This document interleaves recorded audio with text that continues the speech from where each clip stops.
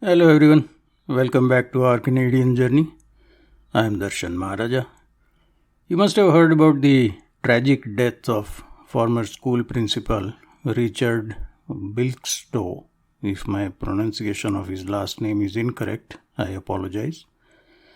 This sad incident has attracted a lot of comments, naturally, and yours truly also wrote an article about it. In case you haven't read it yet, I encourage you to check it out at my website, darshanmaharaja.ca. In this episode of Elevator Chat, which is the 15th episode in the series, I want to air my thoughts on the diversity, equity and inclusion thing, or DEI for short, because his death is linked to his experience with a DEI consultant who had been hired by the Toronto District School Board, and also connected with the events that followed their interaction. I haven't had the chance or misfortune of attending such training sessions, and I am making air quotes here, so I don't have personal experience to bring to this discussion. But what I have heard and read about them is quite disturbing. Essentially, DEI, as it is practiced, boils down to the belief that all white people alive today are responsible for the racism of the past, and never mind that they didn't commit any action of a racist nature. Similarly, all non-transgender people alive today are equally guilty of any and all wrongs that were committed or are being committed against trans people. Once again, personal involvement is irrelevant. Moreover, as I noted in my article, this racism or transphobia creates an indelible stain on all white and or non-transgender people. I find this line of reasoning, if we can call it reasoning at all, to be reminiscent of the concept of the original sin in Christianity. But there is a crucial difference between the two. Unlike Christianity, there is no promise of salvation in DEI and no savior. What is also worth mentioning here is that any attempt to dispute this foundational tenet of DEI is met with a reaction that can only be termed as vehement. The terminology of DEI has developed to impugn this disagreement with DEI as the result of white fragility.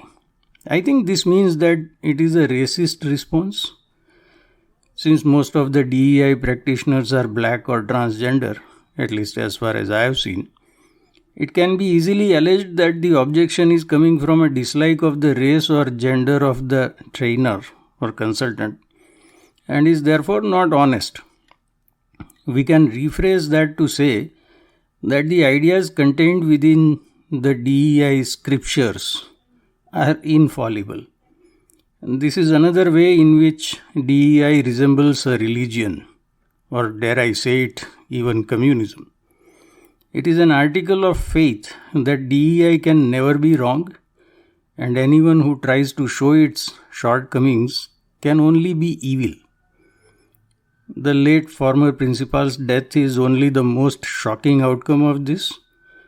But from the discussions that I have had with some people who have endured such sessions at work, DEI is taking a toll on the mental health of many people who are forced to attend them just to keep their jobs and avoid going bankrupt. Over the long term, this toll is bound to surface. As far as I know, this is not on anyone's radar. Even more concerning is the case of children. Back in April, Wendy Ashby, a trustee in the Waterloo Catholic School Board in Ontario, resigned her position after tweeting that the most dangerous creature on the planet is the white Christian male. She had posted the tweet in mid-October of last year. It is not clear from the reports on this as to why and how it took 6 months for her offensive tweet to surface in the public debate. Even in her apology, Ms. Ashby said that conversations about inequality are often uncomfortable. That is another catchphrase in the DEI theology. If the target of the tirade, is it pronounced tirade or tirade? I'm not sure. If the target becomes quote unquote uncomfortable, that is taken as a sign of success, indeed achievement. In any other context, it would be a sign of bullying, leading to the creation of a safe space for those who were made uncomfortable and disciplinary measures for those who made them uncomfortable. Coming back to the point of children, it seems obvious to me that this kind of vitriol has to have a lasting and negative impact on the children's minds, and not just the white children. The long-term implications of this are bound to be disastrous, both for the children and the Canadian society alike. The futures of the children and the society are getting assassinated. But unlike the popular expression, in this case, the assassins are not sporting a smile, but rather a scowl. The saddest part is that these mass assassinations are being carried out with the support of the government, including both eager adoption and funding. I think I'll write an article about that soon. But as for this podcast, that's it for now. Let me know your views in the comments. And if you haven't subscribed yet, please do subscribe to this podcast. I'll see you again in the next episode.